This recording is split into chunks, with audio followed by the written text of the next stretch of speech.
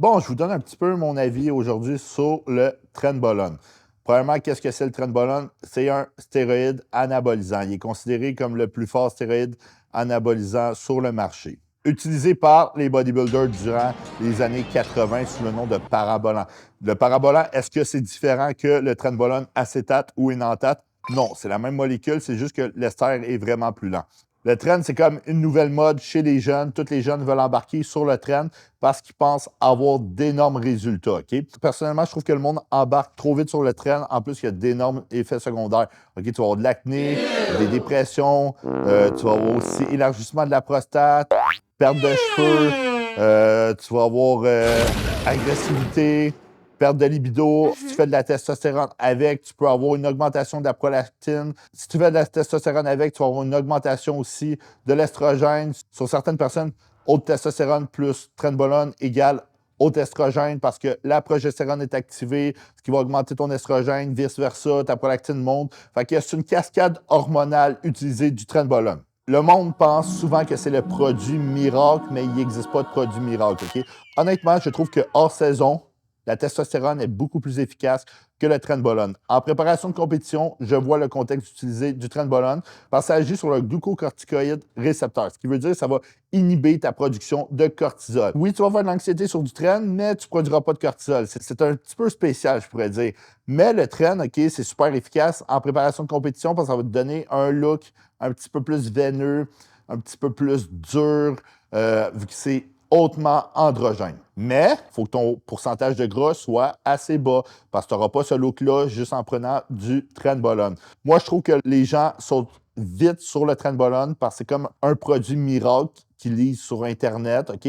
Ce produit miracle qui va augmenter ta pression sanguine dans le tapis, oui, va te permettre de brûler plus de gras au repos, en entraînement, avoir plus d'agressivité en entraînement, mais je considère que le trenbolone devrait être plus utilisé en compétition ou chez les personnes plus avancées. Moi, je connais plusieurs bodybuilders qui n'utilisent pas de trenbolone durant leur préparation de compétition parce que leur pression augmente énormément sur le tren. Par la suite, est-ce que le tren est aussi toxique qu'on le pense sur les reins, le foie, etc.? Moi, je dirais personnellement que non.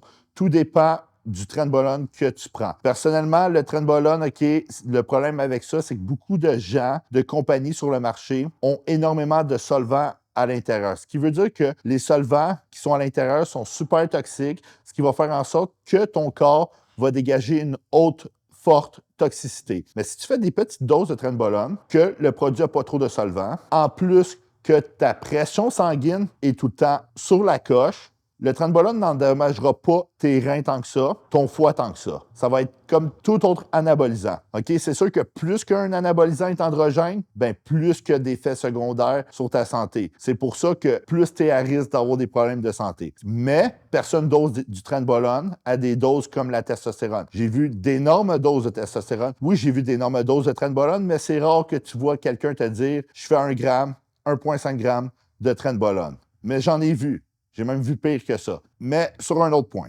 OK? Beaucoup de gens font des produits pires que ça. Moi, je pense personnellement que tout ce qui est oraux, tel que Dianabol, Anadrol, Allotestin, Métribolone, pour ceux qui ne savent pas c'est quoi Métribolone, sont extrêmement toxiques sur le foie, les reins, la pression sanguine, l'agressivité. Prends du Métribolone, OK, en oral, puis je t'assure que tu pisses jaune par la suite. Puis je t'assure aussi que tes GGT, pour ceux qui ne savent pas c'est quoi, c'est les enzymes dans le foie, tes ALT puis tes AST vont augmenter énormément, OK? C'est pour ça que c'est super, super, super important de prendre des suppléments naturels, OK? Que tu fasses n'importe quel stéroïde, tout cas, NAC, glutathion en injection parce que la biodisponibilité en oral est vraiment pas bonne. OK? Tout ça va te permettre d'augmenter, OK, la santé de ton foie, la guérison. Surtout si tu fais du trenbolone.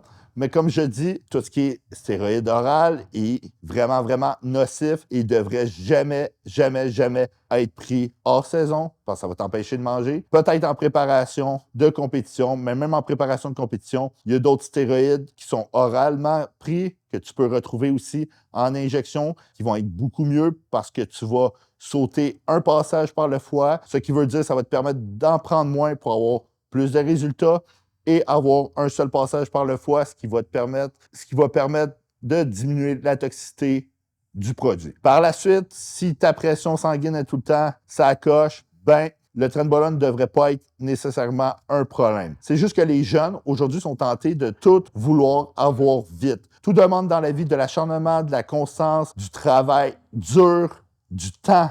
Donnez-vous du temps, OK? C'est pas un produit qui va vous faire gagner 30 livres de masse musculaire, OK?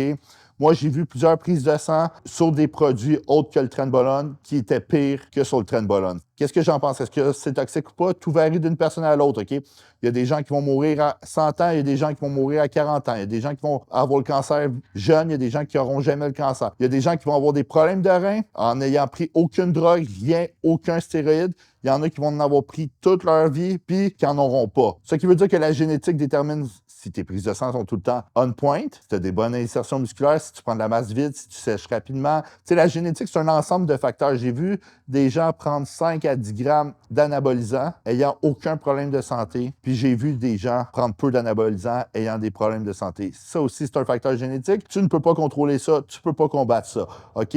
Puis avant de t'embarquer dans des produits tels que le Trenbolone, soyez conscient de ce que vous faisiez et que vous voulez percer dans le sport, que vous voulez en faire longtemps, OK? Parce que croyez-moi que la suppression après un cycle de Trenbolone est vraiment intense, puis c'est de quoi que vous allez vraiment, vraiment pas aimer. Surtout si, durant le cycle, si votre prolactine est haute, puis vous n'avez pas les moyens de faire des prises de sang ou de prendre des antiprolactines. Il y en a un mieux que l'autre. Pramipexole, selon moi, est meilleur que Cabergoline parce que Cabergoline a plusieurs effets secondaires à long terme sur le cœur. Ben, n'embarque pas dans le côté obscur de la force, OK? N'embarque pas dans un cycle de Trenbolone, OK? Arrêtez de lire tout ce que vous voyez sur Internet. Puis comme que je dis, chacun est différent. Moi, personnellement, le Boldenone me rend énormément anxieux. Il y a du monde que ça rend pas anxieux. Il y a du monde que ça réduit leur estrogène parce que ça va combattre une autre enzyme. Il y a d'autres personnes que le Boldenone va réduire l'estrogène. Tout varie d'une personne à l'autre. Il y a des gens que le Masteron va inhiber extrêmement l'estrogène. Il y a des gens qui vont l'inhiber quasiment pas. Il y a des gens que le Primo va inhiber l'estrogène. Il y a des gens que le Primo l'inhibera pas du tout. Alors, tout varie de chaque personne, d'une personne à l'autre. Il y a des gens qui ont besoin de plus d'anti-estrogènes que d'autres. D'autres n'en ont pas besoin dans un cycle. C'est un sport extrêmement coûteux qui demande de la patience. Ayez un coach, OK, pour vous guider, vous expliquer tout ce que vous faites correctement, OK? Puis ne sautez pas aux conclusions, OK? Puis ne sautez pas dans un cycle de traîne dès votre premier cycle. Faites les choses graduellement, puis prenez votre temps. Si tu as aimé cette petite vidéo-là, tu as juste à liker. Mets en commentaire quel sujet que tu aimerais que je parle prochainement. Abonne-toi à ma page.